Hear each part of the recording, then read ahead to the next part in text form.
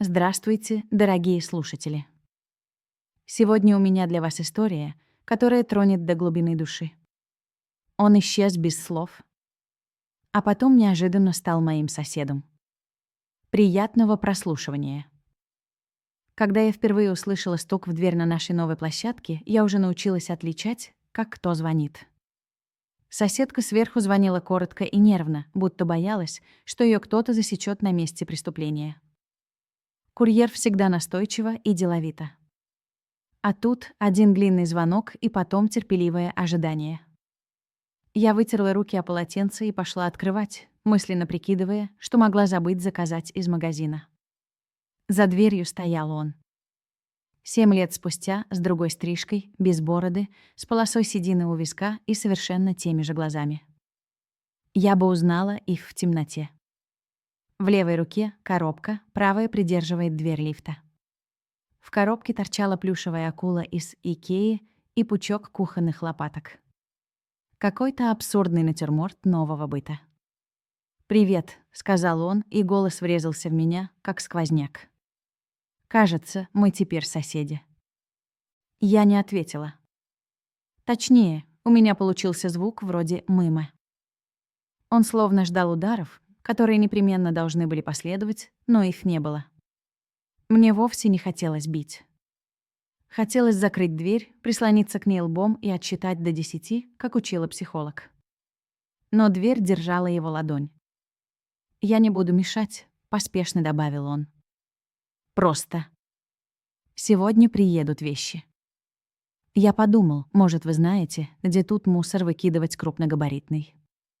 К моей собственной невыносимой вежливости я объяснила ему про контейнеры у 5-го подъезда, про лифт, который капризничает, если его перегрузить. Он благодарил с той же тщательностью, с какой когда-то, помню, складывал мои рассыпанные на кухне открытки с видами моря. Потом сказал «извини», так тихо, что я бы решила, что мне показалось, если бы не дрогнувшая в уголке губ мышца. Он исчез без слов 7 лет назад. Просто перестал отвечать. Телефон, абонент вне зоны, мессенджер, серая галочка, письма, возвраты. Тогда я выучила все возможные стадии горевания, говорила на кухне с пустым стулом, представляла, как он попал под машину, уехал в Якутск, ушел в монастырь, умер, женился на другой, был похищен инопланетянами, и ни одна версия не приносила облегчения. Я выносила себя к неврологу, к психологу, к подруге на дачу, выносила свои картонные коробки в 2 съемные квартиры подряд, пока через 7 лет не купила в ипотеку эту, с видом на цементный забор и тополь, который стучал ветками в окно, будто тоже просился внутрь. А теперь сосед. Дверь напротив. Мальчик-одуванчик, сорванный и завядший, но все такой же мой и уже совсем не мой. День, когда они въезжали, был шумный. Люди в красных жилетах тащили свернутые ковры и страшные пакеты, из которых начинал пахнуть новой краской. Я слышала в коридоре детский голос, задорный, искренний. «Пап, где акула?» «Пап!» Она вывалилась. Потом проворное шуршание по лестнице и визг лифта. Я закрыла дверь, а все равно чувствовала, как через нее просачивается чужой смех. К вечеру он постучал снова, уже без коробки. На пороге стояла девочка лет 5 в ярко-желтых носках, из тех, что моментально чернеют по сгибам. Ее волосы были собраны в 2 смешных хвоста. «Здрасте», — сказала девочка и протянула мне плитку шоколада. Папа сказал, так надо, знакомиться с соседями. «Я Варя». «Лена», — ответила я и почему-то взяла ребенка за ладошку. Она была теплая, как только что вынутая из сушилки вещь. «Заходи». «Нельзя», — Варя состроила серьезную мину. Папа сказал, не мешай тете, у нее важные дела. «А какие у вас важные дела?» Я улыбнулась, отступая на шаг, очень важные, я раскладываю вилки по отделениям. Это занимает весь вечер. Варя вздохнула, ей явно хотелось посмотреть, как это раскладывать вилки. Но она послушно повернулась на пятки и убежала. Он, стоявший позади, снова сказал «спасибо» одними губами. Я кивнула. Слова держались внутри, как вода в тарелке. Перельёшь — потечёт везде. На следующий день начались привычные подъездные дела. Чат в мессенджере взорвался. Соседи, у кого сантехник? Осторожно, на 4-м снова кто-то вырвал коврик. Не кормите кота у мусорки, он дерется. В чате он промолчал, зато первая же запись в доме «В лифт не садиться с диваном, в лифт только двое» была аккуратно дописана его почерком, и акула влезает. Внизу кто-то отреагировал «Ха-ха». Я читала и злилась на себя за то, как внимательно читаю. В субботу утром из-за стены пошел дрелью по мозгу. Я сделала громче чайник, потом музыку, потом все равно встала на табуретку и заклеила щель между трубой и потолком, откуда тянуло и ничтожным запахом новой штукатурки. Как ни странно, это помогло, дрель стала будто дальше. Когда все стихло, он позвонил. «Простите», — сказал он. Последняя полка. Дальше тишина.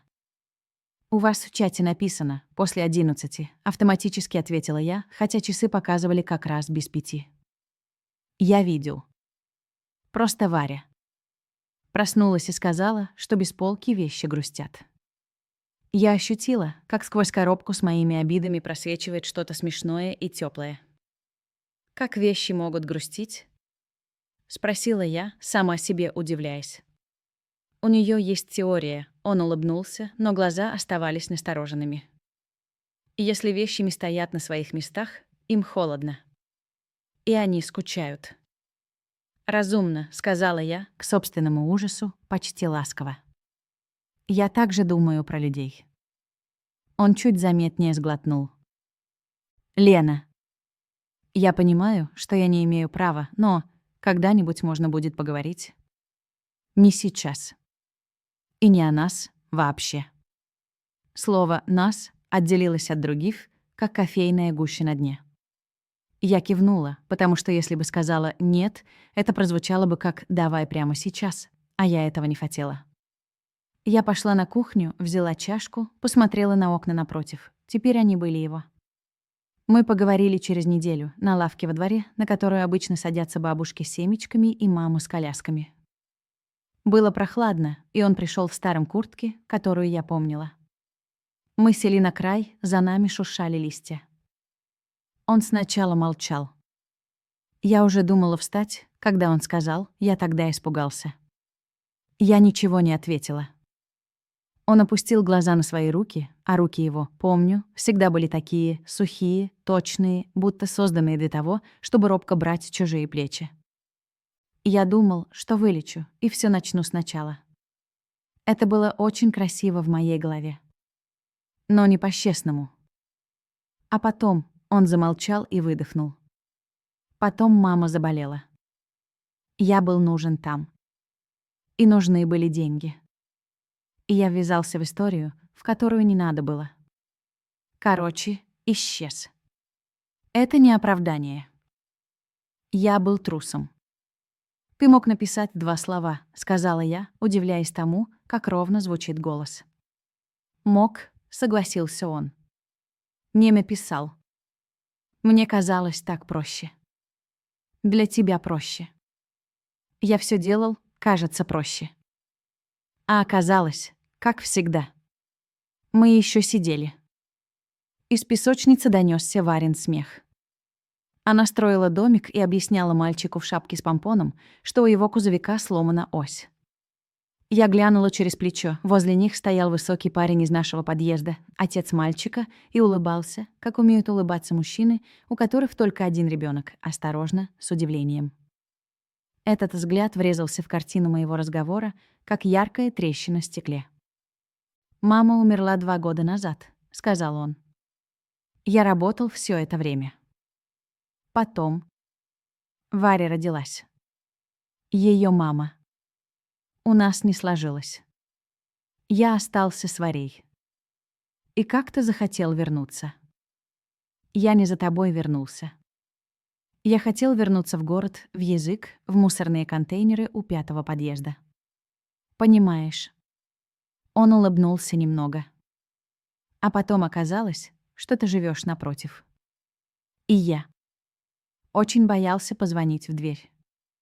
А позвонил, потому что надо было спросить, где выбрасывать мусор, сказала я, и акула. И акула, кивнул он. Я сидела и слушала свое сердце, пытаясь услышать, бьется ли оно теперь иначе, когда знаю, что пропажа не моя вина. Оно билось все так же, просто почему-то отдавалось большим эхом. «Я не знаю, получится ли у меня прощение», — произнес он и посмотрел на меня впервые за разговор. «И я не прошу дружбы. Я просто живу за стенкой. Если что-то громко, скажи. Если что-то сломал, скажи. Если нужно молоток, я дам. Это максимум, на который я могу рассчитывать», — он улыбнулся, как человек, выучивший зубрёжку и боящийся всё забыть. «Ладно», — сказала я. «Если что, скажу. И молоток ваш тоже может пригодиться». На этом мы распрощались.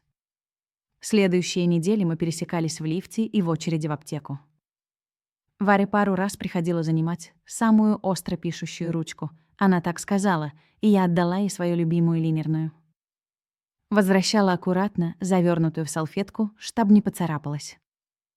Однажды я встретила их в проходе «Хлеб-молоко», где он, присев на корточки, объяснял Варе, почему надо выбрать хлеб попроще, без изюма. Изюм будет отдельно, тогда будешь счастлива дважды. Я снова училась существовать в городе, где есть он. По ночам я стала слушать не только тополь, но и его шаги. Они были неторопливыми, мужскими, уверенными. Он вставал раньше меня, и запах его кофе сочился под дверь в мой коридор. Я ухитрилась найти в этом что-то утешающее. Кто-то там есть. Я больше не одна в коробке на 5-м этаже. Осенью у нас прорвало трубу в ванной. Точнее, у меня. Я проснулась от того, что вода хлопает по кафелю. Жидкость текла из угла, неизвестно откуда. В панике я бросилась к нему. Он открыл мгновенно, будто не спал. В одних джинсах, босиком, с каким-то невероятно сонным лицом и с фонариком в руке. «Секунду», — сказал он, и уже через минуту перекрыл стояк у себя, вытащил откуда-то ведро и тряпки, прыгал по моему мокрому полозу, как кот. Варя выглянула из спальни. «Пап?» А я вдруг подумала, что в этом есть какая-то чистота, почти невыносимая, в том, как он торопится, в том, как вода и смех ребенка смешиваются. «Готово», — сказал он, вытирая лоб. «Сейчас вызову аварийную». Аварийная приехала через час. За это время мы успели выпить по стакану воды и один раз посмотреть друг на друга без слов. Потом мастера поставили заглушку, составили акт, и все опять стало как должно. Чужие люди ушли, стены высохнут, жизнь продолжится. В подъезде объявили субботник. Все делали вид, что им это надо. Мы пришли с мешками, он, Варя и я. Он держал грабли так, как будто это скрипка, а я так, как будто это оружие. Варя собирала желтые листья и складывала их в идеальные кучки. «Это для того, чтобы им не было холодно», — сказала Варя, увидев, что я смотрю. Папа сказал, что вещи грустят. А листья — тоже вещи, просто их много. «Правильно», — ответила я. Мы убрали скамейку, околачивали коврики, рисовали плакат «Не бросайте мусор мимо урны» с космонавтом. Он вдруг спросил: «Ты сейчас счастлива?» Я подумала. Счастье — штука невыносимо громкая. Я ответила честно: «Я сейчас в порядке». Он кивнул. Кажется, это даже лучше. Зимой впервые выпал снег, такой, который не превращается в мгновенную кашу у тротуара. Варя лепила на нашем балконе снежок в миске, приносила показывать мне через щель между балконными перегородками. «Смотрите. Это пирожок». Я смеялась, как будто мы настоящие соседи, а не двое людей с длинной историей, которую лучше не разворачивать до конца, как ковер, вдруг под ним грязно. В январе у моего отца случился инсульт. Я уехала к нему на 2 недели, жили в больнице, в этих безличных коридорах, где пахнет хлоркой и надеждой. Он присылал мне в мессенджеры фото: «Кот у мусорки, ваш любимец». Снеговик во дворе, Варя просила передать привет, распечатанное на принтере объявление: «У кого пропала шапка, лежит на трубах у 2-го подъезда». Я отвечала смайлами, сил не было. Однажды ночью он написал: «Если нужно, отвезу, привезу». Я ответила: «Спасибо. Пока справляюсь». Когда я вернулась, на моей двери висел магнитик в виде маленького маяка. Никаких записок. Только маяк.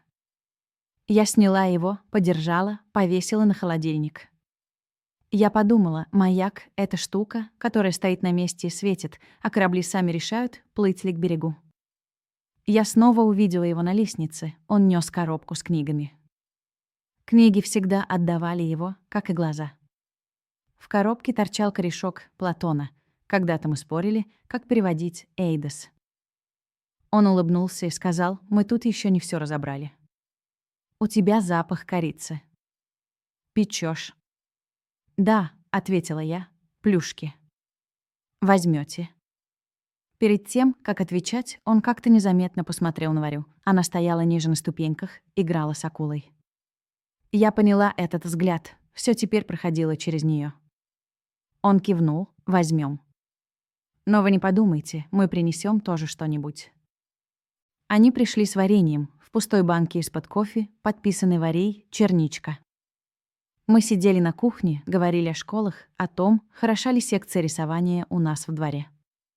Он рассказывал историю про то, как Варя задумала поставить дома мини-музей. Экспонатами стали папины шурупы, магнитик с надписью «Воронеж» и акулья крошка от плавника. Она уверяла, что это важнейшая часть экспозиции.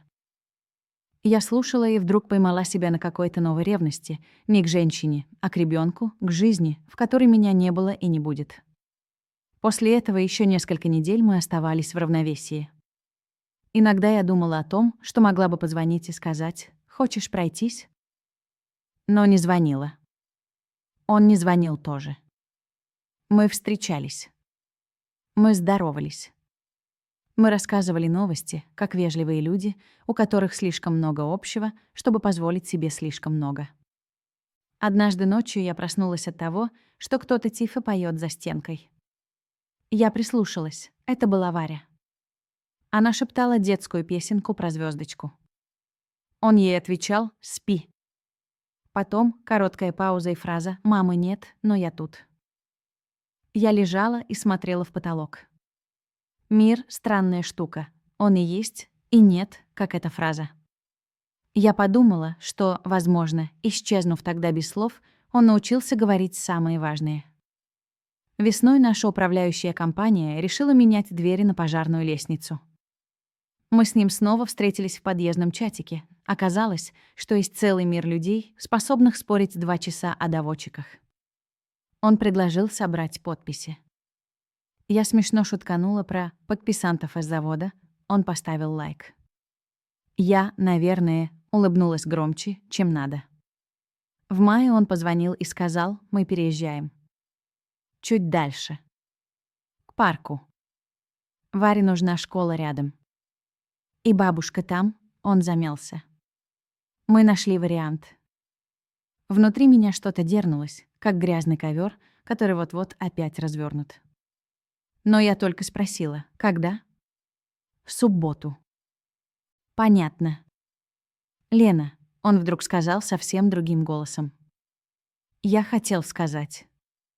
Спасибо. За то, что ты была. Тогда. И сейчас тоже. Хотя не обязана». Я стояла у окна, смотрела на тополь, он уже весь зелёный, и ветка ткнулась в стекло, как любопытный нос. Я сказала: «Мы же соседи. Так проще». Он тихо рассмеялся: «Вечно ты с этими проще».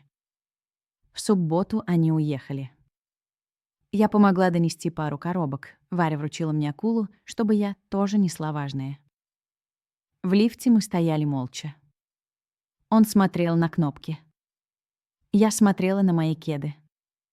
На улице стояла грузовая серебристая «Газель», в которой всегда пахнет одинаково — линолеумом и чужими вещами. Они погрузили акулу, ковры, книги. Варя махнула мне рукой из кабины. Он подошёл ближе. «Можно», — сказал он и замолчал. «Что?» «Можно я оставлю тебе маяк?» Он уже у меня. А ещё номер. Просто на всякий случай. Если вдруг... Он снова замолчал. Если вдруг будет нужен молоток. Мы улыбнулись. Он протянул листок. На нем было написано 3 слова «Если что, я». Я кивнула и сказала «Если что, маяк». Они уехали. Дом вернулся к своим звукам. Соседка сверху стучала каблуком, кот у мусорки подрался с голубем, в чате ругались из-за велосипедов в коридоре. Я ходила по квартире и удивлялась тому, как быстро наше «напротив» стало пусто. На двери была эндемичная тишина. Через неделю в квартиру напротив въехал новый парень, студент, судя по виду, с гитарой и гигантской кактусиной в ведре. Он позвонил и спросил, как пользоваться домофоном, потому что у него что-то не получается. Я объяснила. Он благодарил явно меньше, чем следовало. Я улыбнулась про себя и повесила на холодильник бумажку, если что, я рядом с магнитиком-маяком. Так висели 2 опорные точки, между которыми распределялась новая, простая геометрия моей жизни.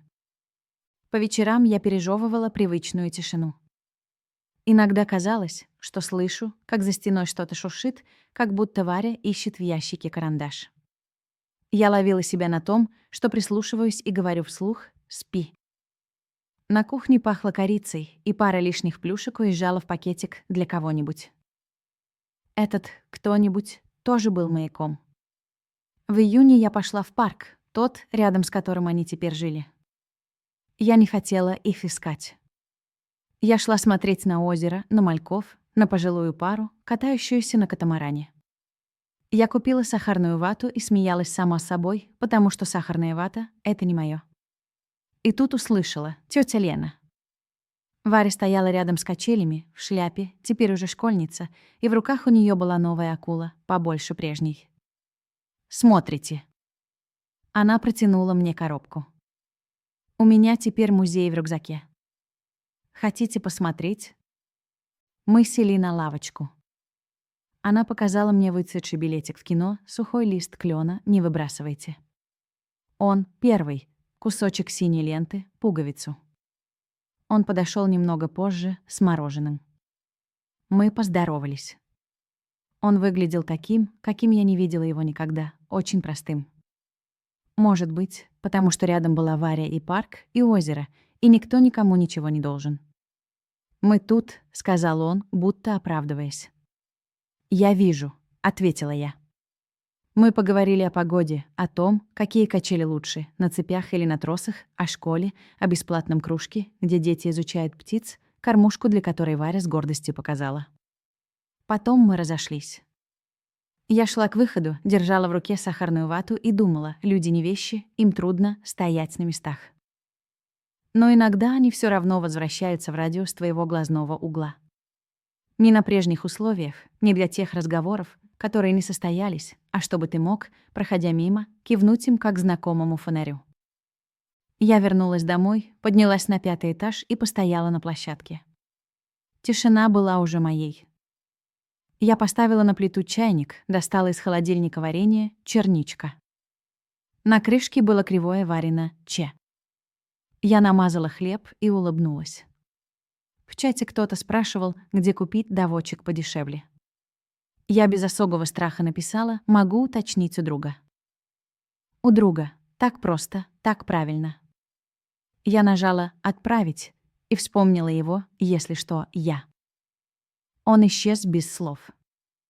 А потом стал моим соседом. А теперь просто человек, который однажды врезался в мою жизнь и оставил в ней дверь. Такую, которую можно закрыть, можно приоткрыть, а можно просто посадить рядом маяк и жить дальше, не отключая свет. Вот такая история. Спасибо, что были со мной. До новых встреч.